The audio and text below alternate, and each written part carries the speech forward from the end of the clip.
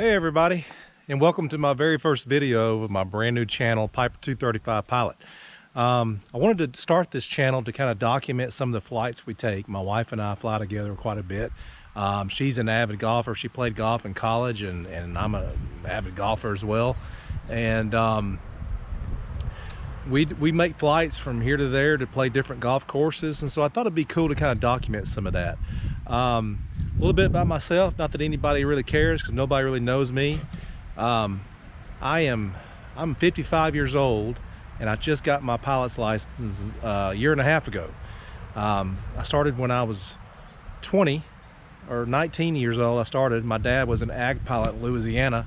He's got about 13,000 hours as an ag pilot, and that's what I was going to do. And so I started working on my license, and about that time a good friend of mine who started in that business got killed about 6 months into his job. And so I decided that I might take a different avenue in life, and so I did. And but anyway, I graduated college, got married, had kids. Life just took over, and it took me a long time to get my license. But the moral of the story is, you know, for all you guys or girls who are aspiring pilots and you think life has passed you by, don't give up. It can always happen. It just takes a little time and some money, of course, as with anything, but it just matters where your priorities are. So anyway, I wanted to just kind of, maybe I thought I was going to do a quick flight today, but there's been so many thunderstorms popping up, which is not uncommon in the middle of the summer, that I thought I would just give you guys an overview of the airplane, and you know, kind of take it from there. So let's start off with the tour of the airplane. What we got here is a Piper Cherokee 235. This is 1965 model, and I absolutely love this airplane. I'm actually in a partnership with one other gentleman, so we own half share each. And yeah, so let's do a quick overview. So the 235, if you don't know, this one is not fuel injected, so it's an 0540 Lycoming 0540 6-cylinder engine. It's got a constant speed prop on it, fixed gear, unlike its big brother the Comanche. But it's fixed gear airplane, 235 horsepower, and it cruises about 135 knots. It's, you know, typical cruise with no wind, but it can really move if you get a good tailwind behind you. We've got 4 tanks on this airplane, two in each wing. The 2 mains are 25 gallons apiece, and the tip tanks are 17 gallons apiece, so a total of 84 gallons, which is great because you never have to really worry about fuel. Your bladder will fill up before your tanks run out of fuel. I promise you that. Like I said, it's a 1965 airplane, 56 years old. It is not the original paint, although the tail number is. That's the original tail number paint, but it is the original paint scheme. It was repainted a few years ago, and but they just painted it over with the same paint scheme. I've had this airplane for about a year now, and like I said, I absolutely love it. For those who aren't familiar with the Cherokees, the entire horizontal stabilizer is the elevator. It's called a sabulator, and super effective for flight. Doesn't take a whole lot to get this plane to go to ascend or descend.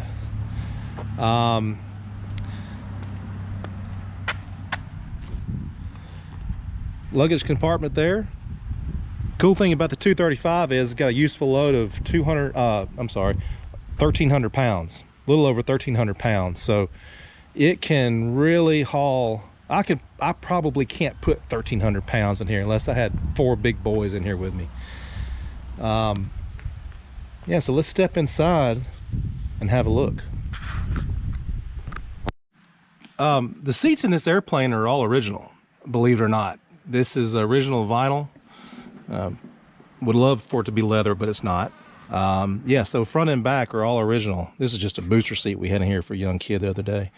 But the seats are in great shape. I love the idea that this, keep in mind, 1965, right? There's 4 ashtrays in this airplane. 4. Now, can you imagine 4 people smoking in this airplane? No, I can't. Let's step in here. I'll give you a little tour. Here's another ashtray right here. One over here, and then one behind this seat, pilot seat. Instrument panel is pretty basic. I'd like to get some upgrades done to this airplane. I've got some plans for it, but as we all know, it just takes money, right? Standard 6-pack for the steam gauges. Fairly older radios, the KX155's got 2 comms, got 2 nav radios, got a DME, and I have the ADS-B out with the Stratus, and the built-in Stratus is underneath the instrument panel here, which is kind of cool. My first goal is to get an engine monitoring instrument where I can monitor all 6 cylinders. Right now, I've just got 1 EGT. And then I've got over here cylinder head temperature, and of course manifold pressure. But I'd like to get an instrument that monitors all 6 cylinders so I can have an idea of what all cylinders are doing except for just one. The next step after that would be to get a GPS installed. Jury's still out on which one I'm going to get, but leaning towards the 650, the Garmin 650, which since these radios are a little older, you know, I could replace the radio and install a GPS. But again, just takes money, right? The yokes are, I can't say upgraded, but they are not 1965, I can tell you that. It may be from a 67, 68, not sure. Maybe if someone knows, they can comment below. The original yokes in this airplane are more of a oval shape. Down here below is the master switch, fuel pump, nav, instrument lights, landing lights, rotating beacon, the mags, carb heat, got the throttle right here. It's constant speed prop, as I mentioned earlier, so this is how I control the prop speed. And then of course the mixture, got your ELT, pitot heat, cabin heat, defrost, and cabin vent. Intercom system right here, just your standard Sigtronic instrument intercom system. Still have fuses in the airplane. That's the avionics button there. And yeah, so this is where I, well, this is not where I mount my iPad. My iPad typically is here. My partner moved it to here the other day. Jury's still out if I'm going to keep it here or not, but I typically have the iPad mounted right here on my yoke. So, supposed to fly this airplane to Asheville, North Carolina this weekend. Let me turn this around. We'll see if that happens or not. There's supposed to be some weather moving through. It's my wife's and my anniversary, and so we're supposed to fly to Asheville, North Carolina, play some golf, and then fly back. I would like it if the weather would cooperate, because it's a lot easier to fly for 2 hours as opposed to drive for 7. The whole time I scheduled this trip, the thought process was we'll fly. But weather, it's iffy if it's going to work out or not.